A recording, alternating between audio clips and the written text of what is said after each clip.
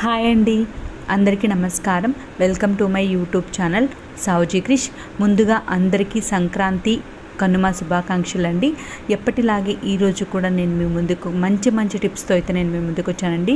వీడియోని ఎక్కడ కూడా స్కిప్ చేయకుండా లాస్ట్ వరకు చూడండి. మీకు ఏ టిప్ నచ్చింది అనేది మాత్రం కామెంట్ సెక్షన్లో తెలియజేయడం మాత్రం మర్చిపోద్దండి. చాలా యూస్ఫుల్ అయ్యే టిప్స్ ఉన్నాయండి, చాలా బాగుంటాయండి టిప్స్ అన్నీ కూడా. ఫస్ట్ టిప్లోకి వెళ్దామండి. ఇలా కమ్మలు అనేవి మనం పెట్టుకుంటాం కదండి, ఒక్కొక్కసారి బెరడా అనేది లూజ్ అయిపోతుందండి. అలాంటప్పుడు ఎక్కడ పడిపోతుందో అని భయంగా ఉంటుంది కదండి. మనకే కాదండి, పెద్దవాళ్ళకే కాదు, పిల్లలకి పెట్టాలన్నా కూడా మనం భయపడుతుంటాం కదండి. ఎందుకంటే బెరడా అనేది ఎక్కడ లూజ్ అవుతుంది, ఎక్కడ కింద పడిపోతుందో అని చెప్పి భయపడుతూ ఉంటాం కదండి. గోల్డ్వి కమ్మలు పెట్టుకోవాలంటే అలాంటప్పుడైతే ఈ టిప్ అయితే చాలా బాగా అయితే యూజ్ అవుతుందండి. ఈ విధంగా మనం ఒక చిన్న కాటన్ కొంచెమేనండి, కాటన్ అనేది తీసుకుని ఆ బెరడా ఉంటుంది చూడండి వెనక వైపు, దానికైతే పెట్టేసుకోవాలండి. ఈ విధంగా పెట్టేసుకుని మనం కమ్మ పెట్టేసుకున్నాము అని అంటే మనకైతే చాలా టైట్గా అయితే ఉంటుందండి, బెరడా లూజ్ అయ్యే ఛాన్సే లేదండి. ఈ విధంగా అయితే మనం చిన్నపిల్లలకి జనరల్గా పెట్టాలి అని అంటే వాళ్ళు ఎక్కడ బెరడా లూజ్ అయిపోయి పోగొట్టుకుంటారన్న భయం వేస్తుంది కదండి. అలాంటి భయం అనేది లేకుండా మనం ఈజీగా అయితే పిల్లలకైనా సరేనండి చాలా సింపుల్గా అయితే పెట్టేసుకోవచ్చండి. తప్పకుండా అయితే ట్రై చేయండి. జస్ట్ కొంచెం కాటన్ అనేది మనం పెట్టేసుకున్నాము అని అంటే బెరడా అనేది మనకి ఎంత తీసినా కూడా చాలా టైట్గా అయితే ఉంటుందండి, లూజ్ అయితే అస్సలు అవ్వదండి. తప్పకుండా మనకి కమ్మలు లూజ్ అయినా అది ఉపయోగపడుతుందండి. అంతేకాకుండా పిల్లలకి పెట్టాలన్నా కూడా ఉపయోగపడుతుందండి. తప్పకుండా అయితే ట్రై చేయండి. ఇప్పుడు ఒకసారి నెక్స్ట్ స్టెప్లోకి వెళ్దామండి. ఈ విధంగా రిమోట్లు అనేవి ఉంటాయి కదండి, ఈ రిమోట్లు అనేవి మళ్ళీ మనం పగిలిపోతే మళ్ళీ కొనుక్కునే దానికి కూడా చాలా కష్టం కదండి. అలాంటి రిమోట్లను మనం ఎంతో జాగ్రత్తగా పెట్టుకోవాలి కదండి. అది పిల్లలు ఉండే వాళ్ళకైతే చాలా పెద్ద ప్రాబ్లం అండి. వాళ్ళకి తెలియక ఊరికే కింద పడేస్తుంటారు, అది పగిలిపోయే ఛాన్స్ ఉంటుంది కదండి. అలా లేకుండా ఉండాలి అని అంటే ఈ టిప్ అయితే చాలా బాగా అయితే యూజ్ అవుతుందండి. ఈ విధంగా రిమోట్కి వచ్చేసరికి 2 రబ్బర్ బ్యాండ్స్ అనేవి తీసుకొని వేసేసుకోవాలండి. ఫ్రంట్ టు బ్యాక్ నేను చూపించాను చూడండి. ఈ విధంగా రబ్బర్ బ్యాండ్స్ అనేవి వేసుకుంటే మనం ఎంత పైనుంచి వేసినా సరేనండి రబ్బర్ బ్యాండ్ సపోర్ట్ ఉంటుంది కాబట్టి రిమోట్కి అయితే ఏం కాకుండా ఉంటుందండి. తప్పకుండా అయితే ట్రై చేయండి. పిల్లలు ఉండే వాళ్ళకైతే ఇది చాలా బాగా యూజ్ అవుతుందండి. ఇప్పుడు వచ్చరికి నెక్స్ట్ టిప్లోకి వెళ్దామండి. మీరు చూస్తున్నారు కదండి సిరప్ అండి. ఇది పిల్లలు ఉండే వాళ్ళకైతే ఖచ్చితంగా సిరప్ అనేది ఎక్కడికైనా క్యారీ చేయాల్సి వస్తుందండి. అలా క్యారీ చేసుకుని వెళ్ళేటప్పుడు ఆ సిరప్ అనేది కారిపోతుందేమో, మొత్తం అవుతుందేమో, మనం దేంట్లోనే పెట్టుకుంటే మొత్తం అంటుతుంది కదండి. అలా లేకుండా ఉండాలంటే ఈ సింపుల్ టిప్ అయితే ట్రై చేయండి. అంతేకాకుండా మనకి పగిలిపోయే బాటిల్స్ ఉంటాయి కదండి. ఇప్పుడు సిరప్ బాటిల్స్ అనేవి కొన్ని పగిలిపోతుంటాయి. అలాంటి పగిలిపోయే బాటిల్స్ మనం క్యారీ చేయాలన్నా కూడా చాలా భయం వేస్తుంది కదండి. అలా ఉన్నప్పుడు మనం చూస్తున్నారు కదండి, ఈ విధంగా మనకి అయిపోయిన ట్యాబ్లెట్స్ కవర్స్ ఉంటాయి చూడండి, దాన్ని అయితే ఇలా చుట్టేసుకుని ఒక రబ్బర్ బ్యాండ్ వేసుకున్నాం అనుకోండి, మనం ఎంత పైనుంచి వేసినా సరేనండి అది పగిలిపోయేదైనా సరేనండి ఆ సపోర్ట్ అనేది ఉంటుంది కాబట్టి అది స్ట్రాంగ్గా ఉంటుంది కదండి. ట్యాబ్లెట్స్ కవర్ అంటే చాలా స్ట్రాంగ్గా మందంగా ఉంటుంది కాబట్టి మనకి పగిలిపోయే ఛాన్స్ అనేది లేదండి. మీరు పగిలిపోయే బాటిల్స్ని ఎలా క్యారీ చేయాలి అని ఆలోచిస్తుంటే మాత్రం ఈ టిప్ అయితే ఒక్కసారి అయితే ట్రై చేయండి. జర్నీలకు వెళ్ళేటప్పుడు అయితే ఈ టిప్ అయితే చాలా బాగా యూజ్ అవుతుందండి. తప్పకుండా చిన్నపిల్లలు ఉండే వాళ్ళకైతే మరీ యూజ్ అవుతుందండి. ఒక్కసారి ఈ విధంగా అయితే ట్రై చేయండి. మీరు ఎలా పెట్టుకున్నా సరేనండి బాటిల్ అయితే పగిలిపోయే ఛాన్సే లేదండి. చాలా నీట్గా అయితే ఉంటుందండి. తప్పకుండా అయితే ట్రై చేయండి. ఇప్పుడు వచ్చరికి నెక్స్ట్ స్టెప్లోకి వెళ్దామండి.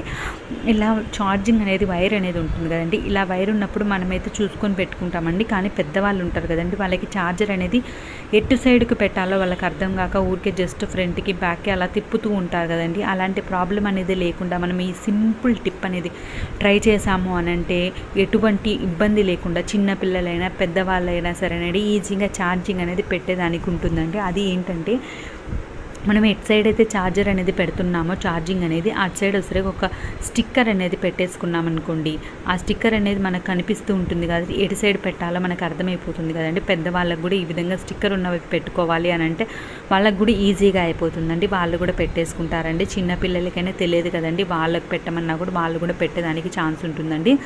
అలానే మనం స్టిక్కర్తో పాటు స్టిక్కర్ అనేది పోతుంది కదా అని అనుకుంటాం కదండి. అలాంటప్పుడు నెయిల్ పాలిష్ ఉంటుంది చూడండి, జస్ట్ ఒక డ్రాప్ అలా వేశారనుకోండి అది ఎక్కడికి పోదు కాబట్టి ఎన్ని రోజులైనా అలానే ఉంటుంది కాబట్టి పిల్లలకైనా పెద్దవాళ్ళకైనా ఛార్జింగ్ అనేది పెట్టుకునేదానికి ఎటువంటి ప్రాబ్లం అనేది లేకుండా ఉంటుందండి. తప్పకుండా అయితే ట్రై చేయండి.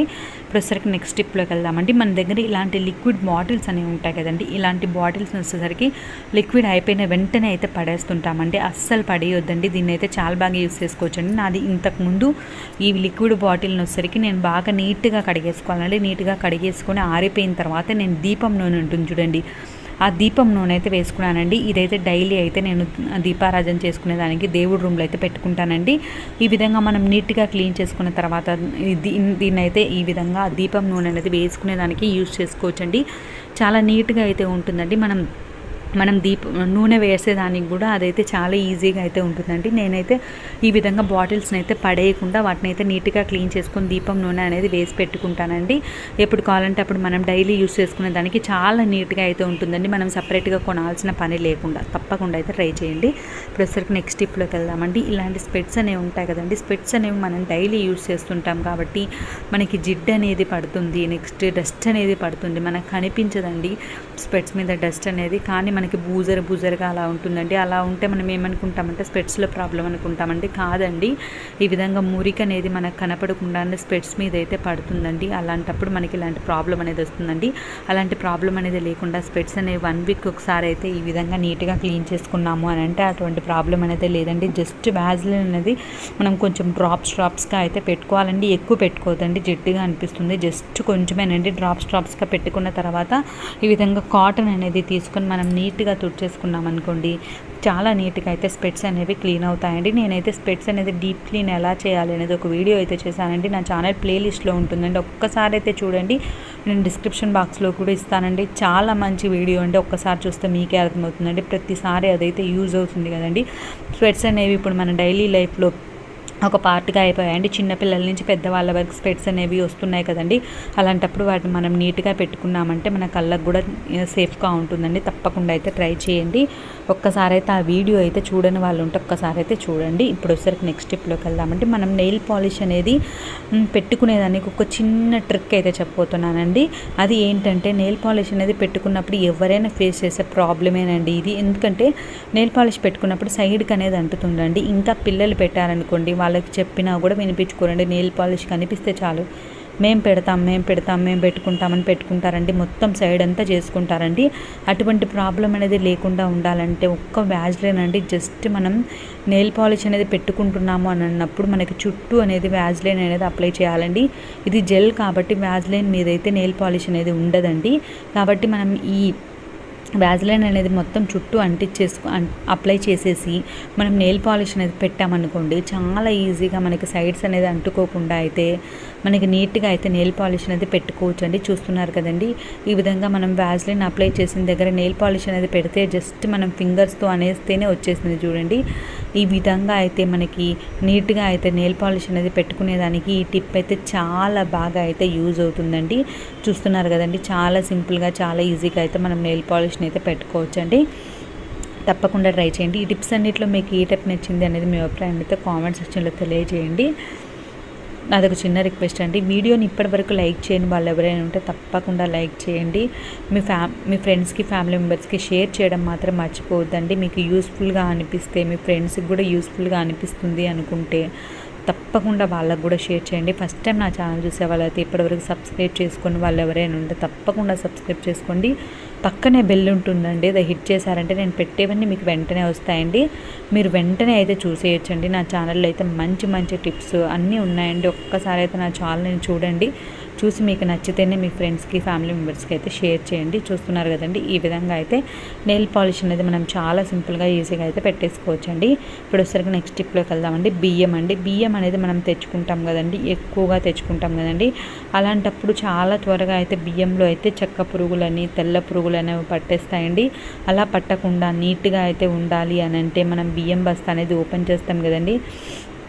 నీట్గా పురుగులు పట్టకుండా ఉండాలంటే, గాలికి పురుగులు అనేవి వచ్చేస్తాయి కదండి, అలా లేకుండా ఉండాలి అనంటే ఈ టిప్ అయితే చాలా బాగా యూజ్ అవుతుందండి. 2 టిష్యూస్ అయితే తీసుకున్నానండి. దాంట్లోకి వచ్చేసరికి కొంచెం మిరియాలు అయితే వేసుకోవాలండి. వేసుకున్న తర్వాత కొంచెం పసుపు అనేది వేసుకోవాలండి. వేసుకున్న తర్వాత పొట్లం మాదిరి అయితే మనం కట్టేసుకోవాలండి. కట్టేసుకొని రబ్బర్ బ్యాండ్ వేసుకోవాలండి. ఇలా వేసుకొని మనం బియ్యం సంచిలో పెట్టుకున్నాము అనంటే ఎన్ని రోజులు ఉన్నా సరే అంటే పురుగు అనేది పట్టకుండా ఉంటుందండి. తప్పకుండా ఒక్కసారి అయితే ట్రై చేయండి. మనం ఈ విధంగా బియ్యం బస్తా అనేది తెచ్చేసుకొని అలానే ఓపెన్ చేసి పెట్టుకున్నాం అనుకోండి, మనకి పురుగులు అనేవి వస్తుంటాయి, మళ్ళీ ఏ ఒకటి పడడం అలా ఉంటుంది కదండి. అటువంటి ప్రాబ్లం అనేది లేకుండా ఉండాలంటే ఒక్కసారి అయితే నేను మీకు చూపిస్తానండి. ఈ విధంగా మనం ఎన్ని ఎన్ని కేజెస్ బియ్యం అయినా సరేనండి, మనం బస్తాలు తెచ్చుకుంటాం కదండి. ఒక్కోసారి ఎక్కువ మంది ఉన్నప్పుడైతే బస్తాలు అనేవి తెచ్చిపెట్టుకుంటాం కదండి. అలాంటప్పుడు ఎక్కువ పురుగులు అనేవి పడతాయి కదండి.